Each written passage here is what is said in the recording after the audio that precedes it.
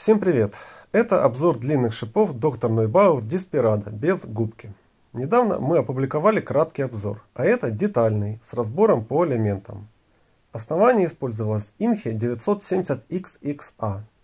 Это атакующее основание с орелат карбоном, не уступающее аналогам от известных фирм, а по цене гораздо дешевле. Обзор на него есть на канале. Основные свойства Desperado такие. Скорость выше средней, но не максимальная. Сцепление очень маленькое. Противность, то есть разрушительный эффект, на высоком уровне. Управляемость, то есть контроль, на высоком уровне, но после освоения и привыкания. Слушайте обзор до конца, чтобы узнать детали. Подпишитесь на канал и включите уведомления, чтобы не пропускать наши новые видео. Кстати, у нас на канале уже есть обзор этих шипов на губке 0,6 мм. Также фирма выпустила Desperado 2, и у нас есть обзоры Desperado 2 и без губки, и на губке. Ссылки под видео. И еще только что вышла новая Desperado Reloaded. Ее тоже планируем тестировать, как только получим. Так что имейте в виду, что накладок Desperado уже целое семейство из 3 разных накладок на данный момент. Шипы умеют хорошо блочить всеми видами блоков. Даже при подставке против топспина с хорошим вращением реакция на приходящее вращение минимальная.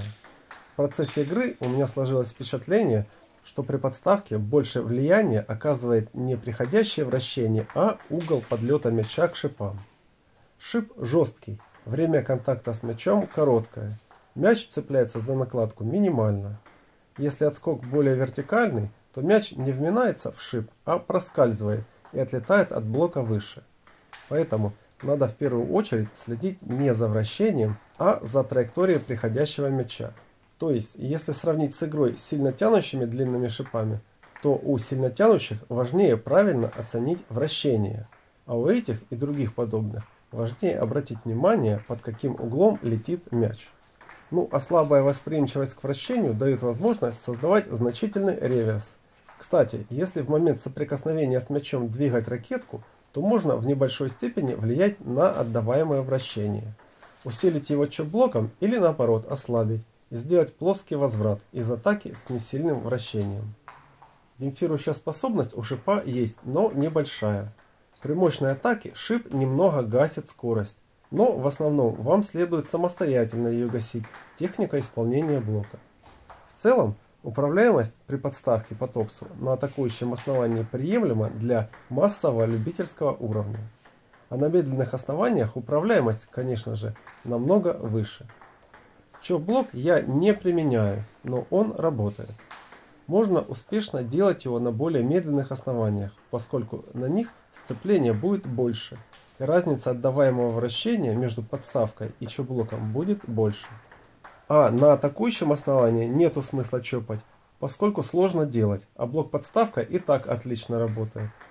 Можно и направлять мяч, и дозировать длину к траектории. Шип позволяет. Пробуйте делать блок по-разному. С напряженной кистью, с полурасслабленной, с оттяжкой и с толчком. Desperado отлично блочит подставкой. Противность блока значительная, если к вам прилетает вращение, а не слабокрученный топспин. Блок является сильной стороной Desperado. Теперь поговорим об атаке. Накаты делать не получится, мяч не держится на шипах, соскальзывает. Для развлечения можно, попадать в стол можно, но в игре на счет вы это делать не будете. Риск ошибки слишком большой, так что про накаты забудьте сразу. Зато можно плоско толкать мяч. Это другой технический прием, который можно делать слаботянущими длинными шипами OX.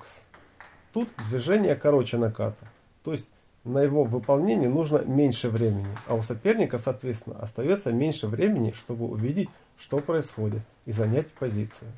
Это сильная сторона таких слаботянущих шипов. Они позволяют делать более резкую и неожиданную атаку, практически без замаха. Шип быстрый, так что достаточно немного двинуть предплечьем или кистью. Плоский удар можно делать по завышениям, но, как и накат, это затруднительно. Приемлемо для значительных завышений. По небыстрым топспинам можно выполнять псевдонакат небыстрым движением. Мяч полетит весьма противный, Главное сосредоточиться на том, чтобы просто направить мяч на стол, а не пытаться сделать мощно.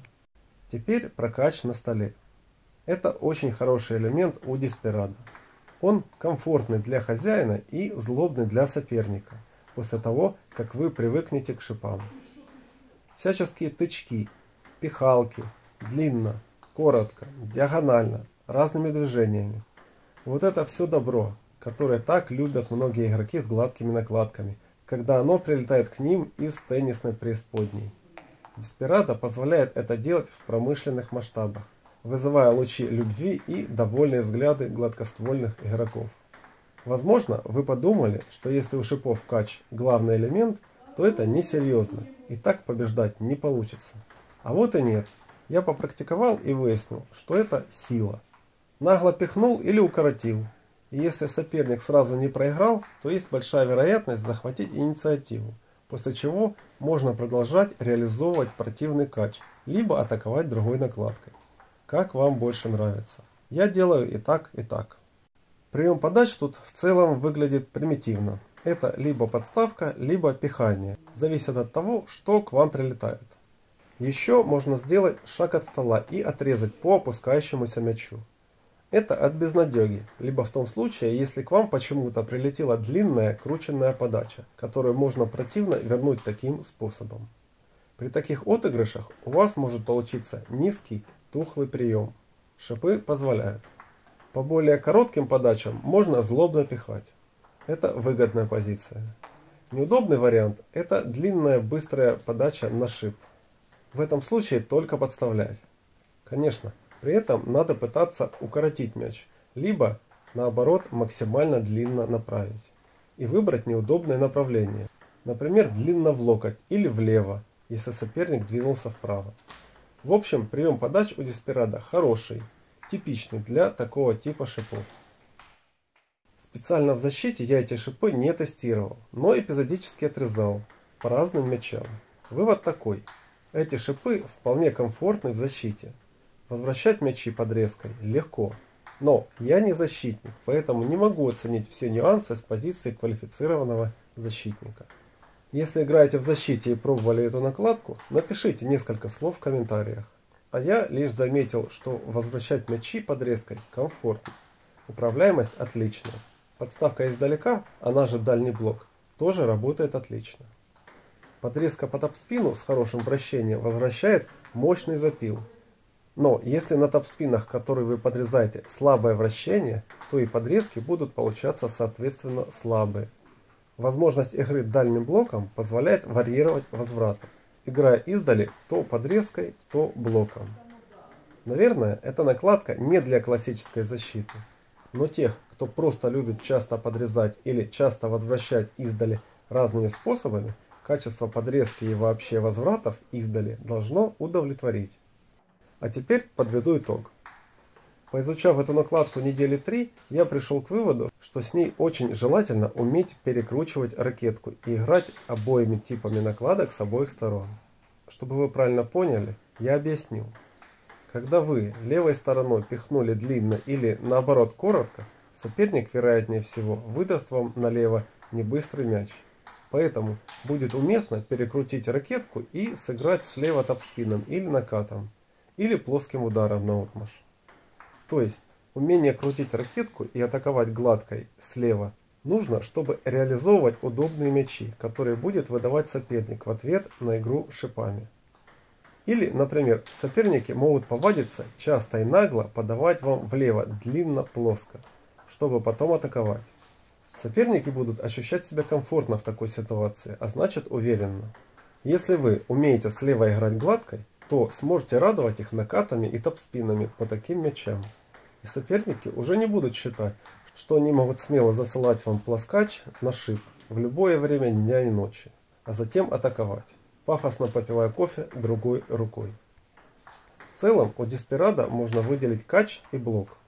При помощи этих элементов вы либо выигрываете очко, либо захватываете инициативу, после чего атакуете другой накладкой. И периодически первый ход другой накладкой или агрессивный блок, или шаг назад и контратака. Вот для такого стиля игры сделана накладка Desperado. Также надо отметить, что для новичков эта накладка сложновата. Для новичков лучше выбрать что-то другое. Благо у доктора множество длинных шипов хороши для новичков. Если вы не хотите перекручивать ракетку, можно, конечно, долго качать, блочить и отрезать, и ожидать удобный мяч направо, чтобы его атаковать. Если вам комфортно играть в таком стиле, то Desperado подойдет. Ставить можно на основание от защитных до атакующих. У меня быстрое атакующее основание с карбоном от китайской фирмы Inchi. Это позволяет мне в любой момент максимально остро атаковать гладкой накладкой и делать это часто. Если вам нравится играть пассивно, противно и в медленном темпе, можно использовать защитные или all-round основания. На них контроль намного выше. И я напоминаю вам, что мы делаем обзоры, чтобы вы могли узнать свойства интересующих вас накладок и оснований и заранее составить представление, что может вам лучше подойти. Или наоборот, уберечь вас от покупки неподходящего.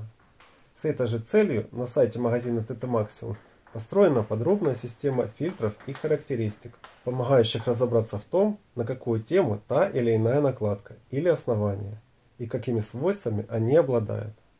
Так что заходите к нам на сайт, а если нужна помощь и консультация по выбору, пишите на указанные на сайте контакты, и мы поможем.